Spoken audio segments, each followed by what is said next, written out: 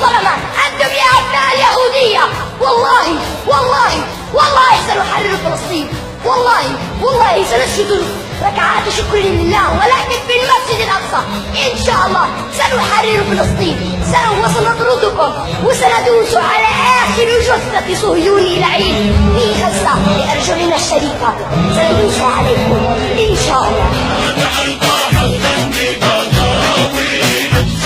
يا